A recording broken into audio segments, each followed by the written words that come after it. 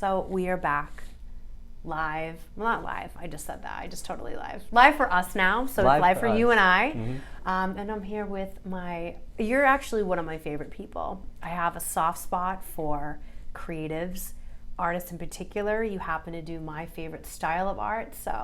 And you have such a beautiful energy. So Wyatt, I only know you as Wyatt. What is your last name? Bell. I literally you're just Wyatt. Yep. You could only have one name and it totally goes for you. People usually don't know Wyatt, they just know me as WIJ. WIJ, mm-hmm. Yes, because I remember when, such a small world, I was out somewhere getting a blow dry or something like that at the dry bar, and I mentioned something about the space, and she's like, oh my God, WIJ did your art. And I was like, I didn't know you as that. Because I was introduced to you through Dan. Uh-huh. So I was like, who? And she's like, yeah, WIJ. And I was like, still nothing. And then I'm like, oh, Wyatt. And she pulled your Instagram up. So it is such a small world. So mm-hmm. You're blessing your creatives with so many people. I want to talk about you, first of all. Let's talk about your story. And then I want to talk about Miami and that whole business you got going on down there. Because that was a big deal for you. So mm-hmm. I want to talk about all the exciting things you have coming up. But give everybody a little bit brief about your story, because I think it's really interesting that you are a very young person. You found your craft and you're already blowing up, so it's exciting. Mm-hmm, very exciting. So. Yeah, I basically just kind of started making art in high school and didn't really understand what art was. I was just more doing it, like I had ideas in my head and I couldn't get the ideas out with words, so it was easier to kind of draw stuff. And I would just make crazy things. People would be like, wow, that's like really weird. What are you thinking of? Like, this is strange things. And funny story, like in art classes, I really didn't do good in my art classes. I kind of like either got D's or failed them or whatever. I just wasn't into school. I was into making art and kind of building stuff. And so throughout kind of high school and then getting out of high school and working jobs, I still made art the whole time. I started getting into painting, and then my parents' friends would kind of start being like, hey, these are really cool. They'd come into my room and be like, these are cool pieces of art. Can I buy some? And I'd be like, sure. And they'd give me like $20 or $40 or something. And basically, they're like, here, kid. Yeah, yeah. They would just, whatever. And then more people, more friends, my parents' friends, just kind of started being like, hey, can you make me something? And I'd be like, sure. No worries. And this was all while I was working, I worked at like AT&T and some other jobs, and it kind of started getting to the point where I was making more money selling these artworks on the side than I was at my jobs. And so I kind of had an epiphany one day when I was sitting there, because I used to work at AT&T over in Scottsdale, and it was the worst. Like, I would be there for 8 hours a day. I'm sorry, I'm holding back. I can't imagine you in that setting. I know, it's pretty funny to think about that. It's the opposite of a creative. Yes. Like the little uniform and just like the way, oh man, and there would be no one in for like hours, so I'd just be sitting there being like, what am I doing? And one day, I just wrote the manager a note and said, hey, I gotta like leave. I can't do this, because he wasn't there. And I'm sorry if you're out there and you see this, but I did that. And ever since then, I just went full into art and started making more money, and just like had a great time doing it, and just kind of blossomed from there into, after a few years, I started an LLC, and then just been making art ever since. Wow, so you accidentally became an artist. Like, you didn't even realize that you were an artist. No, I you were like, oh, hey, I think I'm actually an artist, and I always had a business. Feeling that I was kind of like just not geared towards the normal way of things, but I didn't know art was what I was gonna do. Yeah. I just kind of was like, I don't see myself doing any of this stuff that people are doing, and so art made sense. I could express what I was thinking and like get points across better than words, I guess.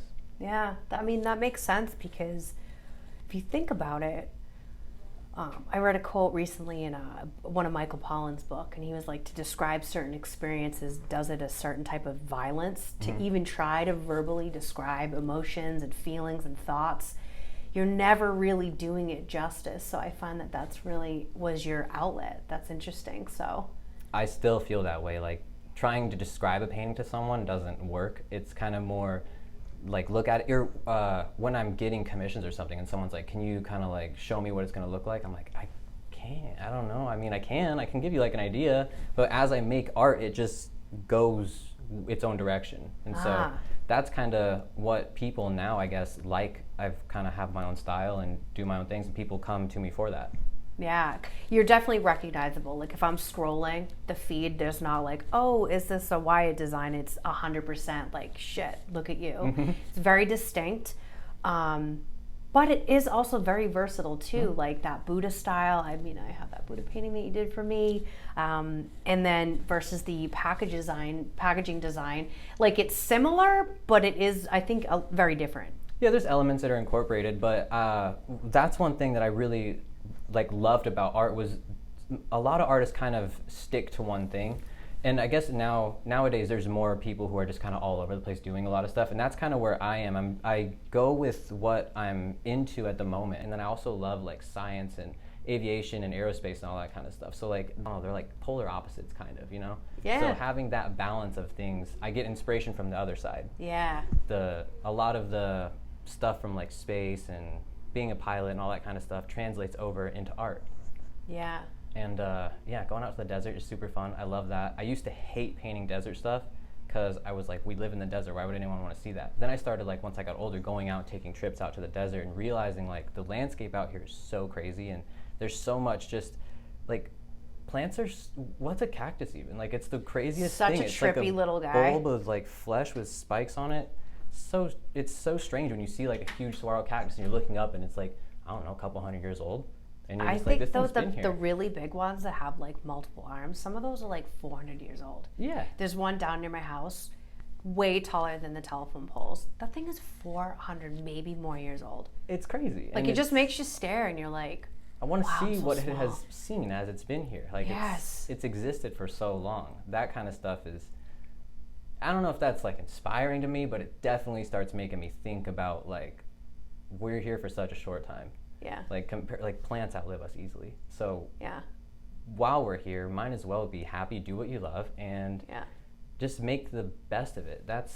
I feel so bad seeing people like kind of stuck in jobs that they don't like or whatever. And really, if you have anything that you're remotely good at, like if you're good at anything at all kind of, and you put the time in, the skills will come and you can probably do something with it and like be happier than you were. Like making a living out of it or a job, or at least making like some extra money or something like that. Yeah. Just kind of fulfilling the desires of the human brain, you know? Yeah. I love that. I feel it's really important to keep yourself happy, inspired, stimulated, and all good things will come from that. So for sure. I like that you're inspired by nature, and I think it's interesting that you said that you're inspired by other artists, because one of the things I wanted to talk to you about today, because obviously I'm in the lash industry, right? And lashing also is meditative. Like I can really relate to that, like, because I'm kind of a crazy, like, I don't like rules, I don't like schedule, like, it's just by nature, that's how I am. But when you're doing lashes, it's just so meticulous. So you can get really caught up in that process. Like I did my friend's lashes last night, 2 hours went by. I was like, oh my God.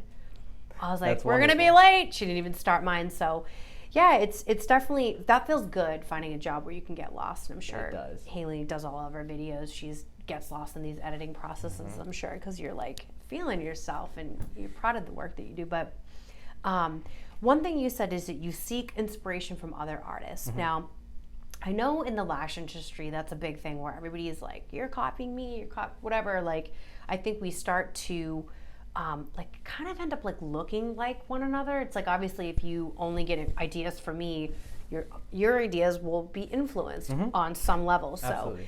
For me, I really have taken a backseat to like seeking out lash, not that I was ever doing it before, but really I'm like at an all-time low of like, I don't want to see really what anyone's doing. Not that I don't care, and some stuff will get to me. Obviously I'm on Instagram and I'm in the same industry, but I think for me, the way that I want to be inspired is from other people like you. There's other people that are not in the lash industry.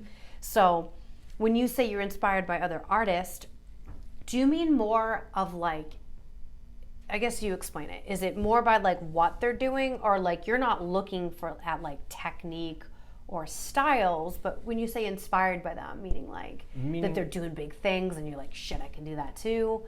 Somewhat. Yeah. I like, what really does it for me is when I see someone come up with something that's crazier than things that I've thought, and I'm like, oh man, I'm not as wild as I thought. Like I can go way harder into the craziness. Like I don't know, there's some crazy artists that I follow. One dude is John Speaker, I think is his name. I follow him on Instagram. He just does these crazy psychedelic paintings that are like the way he paints is so effortless, and it brings the craziest results of just like simplicity but trippiness and everything. And I see his paintings and I'm like, wow, okay, he's really like diving into that. Like I can go harder into that as well. Or like what's his name? I don't know, there's so many of them, but like just people really doing crazy stuff inspires me, because it lets me know that I'm not to the edge of the craziness yet. It's an endless abyss, and that's inspiring. I like knowing that there really is no end to what you can come up with. Yeah. That's really cool. Like I kind of try to make artwork that makes people like think and sit there and be like, oh, you do, honey. Yeah. What is my thoughts on this exactly? Or what is life? Like how do things work really? Yeah, I get lost in your paintings. So like you are thought-provoking, if that's what you're going for. Mm-hmm. Check that right off the list because you're doing it. Yeah. I remember one time you were, I think I commented on one of your stories, and then I backed it up and I was like staring, holding it, mm-hmm. so I could like see, because you were doing a video, mm-hmm. and you kept on messaging. I was like, you're interrupting my stare. Like I was stalking one of your photos. I was like, sir, I am busy. You're like, carry on. But I get lost in the process, because when you stare at your work in particular, like you in particular, because there's so many like little details that like you don't notice the first time. Even the graffiti that you did in the academy, mm-hmm. was over a year ago. I still notice things that I didn't notice before, where I'm like, oh my God, I see what he was doing there. That line is connecting to that. That's a flap that's opening up this area. And then it changes the way that I was looking at the painting in the first place, because I'm like, oh, I see that, and now you can't unsee it. So mm-hmm. that's what I love about art, and that's why I think I'm always so interested in, like, I wish I could go in your brain for a minute, because I'm like, what's going on in there? How are you doing these works of art? Like, it just is so interesting to me that comes out of your body. Because you said that guy looks effortless. Well, like, to me, that's what your paintings look like to me. And even though you show people online and you make it look so easy, it's almost like a false, hope of like, oh God, you're inspiring. It's like, oh, I want to be a painter, and you get there and you're like, I can't do that. Like, yeah, it's such a gift. Like it really is. It's also kind of like anything though. I mean, if you put the time, like a lot of time into doing something, you'll be good at it, like at least moderately good. Yeah. So I mean, I wanted to know, I was like, have I painted, because there's the old saying, I forget what it is, but it's like 10,000 hours and you're a master at something. Yeah. Or something like that. Yeah, it really truly takes, I think that's the equation, where like it takes over 10,000 hours of practice to be good at something, or a master, but that's a lot. It was like I don't remember, I did it the other day, but it was like 4 hours a day for some period of time, and it was like a fraction of the period of time I've been painting. I was like, dang, I paint way more than 4 hours a day. So like I've definitely put in like maybe 20 or 30,000 hours. I don't know. It's been a lot. I don't have a count, but I wish I did. It's a lot of time. It's like, I mean, how many hours a day would you say now currently? Because you wake up, whenever you feel like, I would imagine, unless you have to be at a job. But that's freedom. I don't even laugh. I don't even hide that. Like, that's the secret to life. Like, it is. If you want to be the person that wakes up whenever they want, figure out how to make that happen. Mm-hmm. I'm sorry. If you love rising up with the sun, go ahead and do that. So, like, I just don't want anybody to ever feel bad about the lifestyle that they have. Like, that's very true. Everything you do is a choice, mm-hmm. right? Mm-hmm. It's like if you work in an office and you just heard that and that made you upset, like, figure out why that's making you upset. Absolutely. And, like, lean into that. Mm-hmm. So, you wake up whenever you feel. Sorry, I know I say that. I don't really know if that's what you do. I can wake up whenever I feel. I try not to, because I live, like I said, like I'm free to do whatever. So I try to have some structure. So like I usually wake up with my girlfriend Mallory. Who is my hairstylist. Yes. And she's usually getting up around like 8 a.m. So I usually get up around that too, maybe 7 or 9 or whatever. But usually I get up, I kind of go around, clean up just a little bit, throw away some things here and there, put a cup in the sink, feel like I'm doing good. Yeah. And water my plants, kind of feed some fish, or, just get everything rolling. And then I usually go right into my studio and just kind of be like, what do I feel like doing? And I'll go start working on some stuff. And usually by the time I'm like hungry, it's usually like 1 or 2 p.m. So you don't eat in the morning. I usually don't. I mean, like I'll eat some like fruit or like raspberries or something, just something light. I'm not really hungry in the morning because I do all my eating usually like late at night, which is bad, but it's all good. We live a free life. Yeah. But yeah, But you sound like more of a night owl though, right? Typically, what time did you go to bed at? Typically. It so varies on the day. It really does. Sometimes I'm in bed by 9. Sometimes I'm in bed by like 3. I don't. It just depends on what you're working really, on. Yeah, it depends on what happened that day, what I'm doing, where I'm at. Yeah, but just more freedom, guys. I'd say probably at least 8 hours a day I paint, at least, if not more. Because I mean I'm home all day, so I can do it if I'm not doing murals or something. But if I'm doing a mural, like I just did those murals up in Cave Creek. Did you see those ones? The space desert. And then the daytime desert. Oh yeah, it was a daytime desert kind of trippy scene, and then a nighttime desert trippy scene. And those were 8 feet tall by 20 feet wide, and like I did those in 2 days. I did one a day. So that was waking up at like 6 a.m. and then going to bed at like 2 a.m. each day. So sorry, I'm taken back. It is a lot of work. Maybe we can pop up a photo of the murals if you have posted them. I can have her edit those in. Absolutely. But that's really impressive. It was a lot of work. I was dead for like 3 days after that. And that was, you did it in those 2 days because that was the time you were given? You didn't have like 3 weeks or whatever to do it? Kinda. I did have time to do it, but like I like getting those done fast because it's a good paycheck and it's just super enjoyable to do. Like honestly, working with huge canvases like that, and mostly in my painting like canvas, I don't use a lot of spray paint, but on stuff like we did here and like big walls, I use spray paint because it's so easy to cover a lot of space. You can do really awesome blends with stuff, and those murals were mostly spray paint. I did brush work for little details, but the spray paint just allows you to really like cover ground quickly because it dries fast. You can go over stuff super quick, and it's a fast process once you learn how to use a can. Yeah. And that was always super intimidating, kind of learning how to use spray paint, because you see like just the normal spray paint, like graffiti stuff and whatnot, but learning how to do it in more of like a fine art sense takes you can try to learn from people, but really it's all like learning the muscle memory of the hand and how to twist the cans, because like you have certain like nozzles that will give you like either like a kind of like a what's the word I'm looking for? Like a soft circle, like it's blended on the outside. It's not a hard more circle. More like opaque. Stuff like that. Opaque. Yeah. And then you have some that are like super hard to find circles when they spray. Yeah. So you can use those to like make lines or shading and all kinds of stuff like that. And once you kind of get those skills down, it's like, all right, sweet. I can look at this wall and be like, I can paint this in probably like, I don't know, 2 hours, like the whole thing. Just sizing it up. So continuing education is what I'm hearing, because I know that's big in lash artistry too, where people sometimes just take one class and then they don't continue their skill set, and they think, all right, I can go on YouTube and watch a couple videos, but I like what you just said about the muscle memory, because that really is a thing. Oh yeah.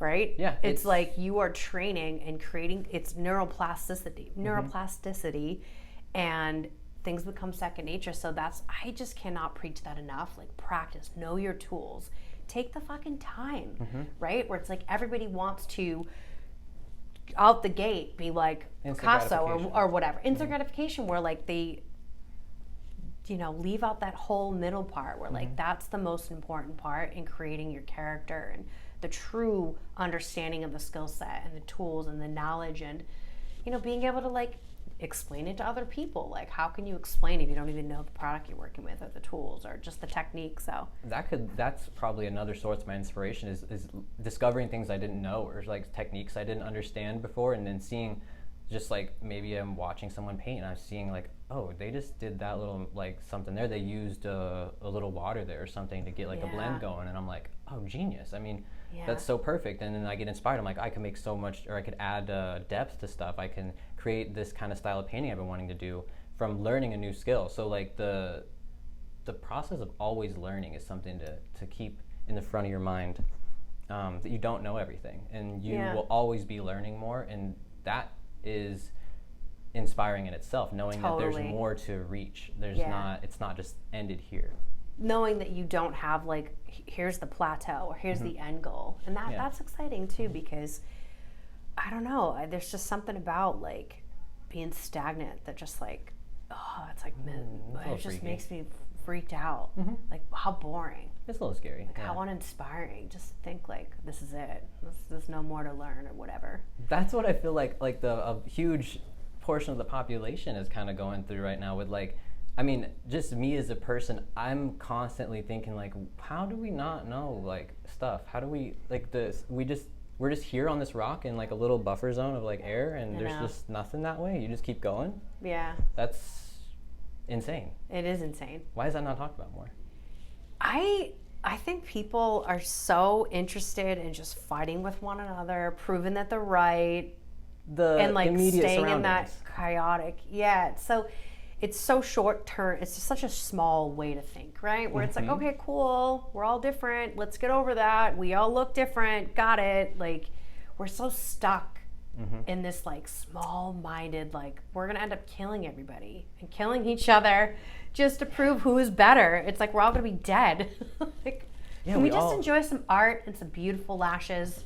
We could. Yeah. We could in theory, yes. But it's I don't know, it's just the way of the world. It's strange. People are wrapped up in the immediate surroundings of nonsense. And I don't know, if people had kind of a more close relationship with the unknown questions of this crazy world dimension we live in, it might be more of a, I don't know, kind of a different outlook on things. Like we exist here on accident almost, maybe. Who knows? We don't really know anything. Nobody knows anything. Here. That's the point.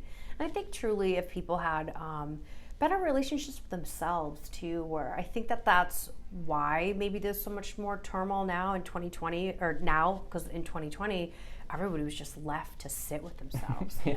Right? Like, and then hopefully people weren't just glued to the news, but a lot of people, mostly everybody, right, were just sitting at home and just I enjoyed it. I mean, it definitely was. It made me a little bit of anxious though, because of the business and like all the things. Like it is. It's very anxious when you have a lot of overhead, and we're in the service industry and stuff too. So it definitely is. Again, that was the choice, is the business that we chose, right? I don't have to have this building. We don't have to have the careers that we choose, but it just. I think that we're about to, and this is just my prediction, I don't know shit. I think in 2022 we're about to see this new level of like creativity, because I think whenever there's tragedy, there's just always good stuff that comes out of it, right? Because if there wasn't any tragedy or negative stuff, everybody would stay the course, right? So you need something that's going to jar you right out of your comfort zone. I just predict like movie, whatever, screenwriting, write books, musicians, artists. Like, I just feel like that core group of people has been inspired on like on a different level. And like, maybe it's because sometimes the people are affected with depression, right? It's like, I hate to say that, but like sometimes when you're in these dark places, like a singer, like you're like Adele, I know she wrote that album when she was like in the darkest place, and it was like the most beautiful music. Maybe Kurt Cobain, maybe that's a more relevant example. Kurt Cobain, like they're living in the most miserable place. Like, there's a reason why there's so much good music that comes out of that area of the world, and certain parts of the world where just conditions are really, it's a struggle, right? So I'm excited to see, let's get through the rest of the year, but I just think 2022 is right when everyone's going to be like launching, releasing, working out all the kinks, and hopefully we'll see some true innovation, and if not, just maybe some really cool ass creations, whether it be movies or music. So I'm hoping people can just turn whatever negativity or anything into like a passion project or something positive to contribute to the world, because I'm tired of hearing like, no, I definitely believe in that stuff. You know, I just want us to like, as a culture, to like, let's like, we're all right. Let's maybe realize like focusing on the negative and arguing with each other isn't the way. Like, it's like, maybe look to one another of like, maybe we can start appreciating why we're different and like learning from one another, like how you see creativity from other people, and let that be inspiring to you, not jealous or try to sabotage them. Like, what's that? Like, your light doesn't dim mine just because you turn your light. What's that? That was like a pour. I wasn't ready for that. I don't know, but that makes I had sense. the quote where it was like, just because you turn your light on doesn't mean I have to dim mine. I don't know. Again, I just fucked it up again. However, I can I it's can visualize that. It's one of those things where I think for me that was like one of the wrap it back into to me, of course. One of the nice things I loved about working with you, many of the things, but when you were like, yes, I want to do your packaging design, I thought that was such a cool opportunity to really be different than everybody else, because it's not just like a random font or whatever. Like, you drew that. Yeah, it's custom. You drew that. It's custom. That's so cool. And I love that. And I love that you're local. And I just love that you're such a genuine person. I love the vibe behind your art. I love why you do it. It has soul to it. It has soul to it. So that's kind beautiful. of what I wanted for the packaging. And I wanted to be different. And I know that These are cool. no one else out there has art that was custom created for them in the packaging. Like, you drew that. This is so cool. So neat. Yeah, I was so happy to work with you guys on this. It's an awesome opportunity to expand and do something I've never really done before, and grow that portfolio, boy. Grow the portfolio and just kind of, now you've given me the opportunity to have my work be shipped all around the world. All That's around fantastic. the world.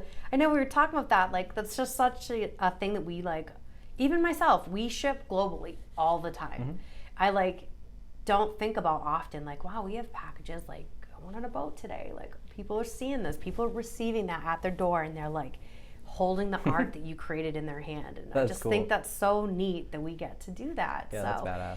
Keep creating. It definitely won't be the last time we'll be working together. I know I have already like so many things in the back burner, all these major birthday presents that I'm going to commission you to create for people. I'm not going to say it just in case they watch, but tell everybody where they can find you. I'm so excited for you and your... Oh, wait, one last thing before you go. What's that big, is the art plug in Miami? Because this is when I talk about you. I talk about you like your manager. Because people will see it. I'm like, oh my God, that's Wyatt. And I like try to plug you all the time. But you were recently featured at a big art show in Miami called the Art Plug. But you are amongst like, what's the, Salvador Dali. Yeah, so the Art Plug, he's like an art dealer that deals with all kinds of famous artists, up-and-coming artists too, and he hosted or he curated a show with tons of original Salvador Dali sculptures and artworks and stuff like that out in Miami at the Confident Hotel.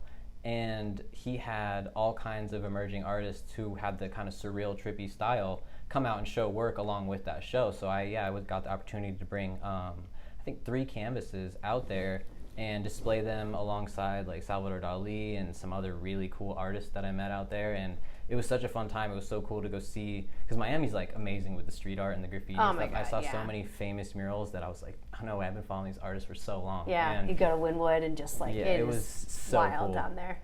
And to be a part of that was pretty awesome. And I even got to paint out there and do some live painting and stuff like that too. So it was super cool. It was just an awesome experience. And it's cool to meet like some people in the art world. That was kind of like, everything kind of was like, oh, it's making sense. This is a nice thing to do. It's all happening for you. I mean, Salvador Dali, that's like I think I can't even imagine somebody not knowing who that is, right? He's just such a timeless artist. He was wild. He's wild. Wild, Definitely an inspiring artist to me. Like, looking at his work, I go, okay, I need to step it up. Yeah. No, you just keep doing what you're doing. Doing what I'm doing, yeah. Yeah, I mean, I guess tell yourself that. Whatever it is you tell yourself to make it happen. Yes. But you're doing it, and I think that that's so exciting. So I love to see you doing big things. I look forward to watching you become super famous, because I can't think of anyone that could deserve it more. And even if I don't, just remember, I'll still be creating art. Yes, I love Absolutely. that. Even if you just, no one hears from you ever again, just know you are out there creating and painting because you feel like that's something you need to contribute to the world. That's what I do. You. Perfect. Well, thank you for being here. Absolutely. What's your Instagram? Mind of WIJ. Mind of WIJ. And that's your website, right? It's my website and my Instagram and all that stuff. Awesome.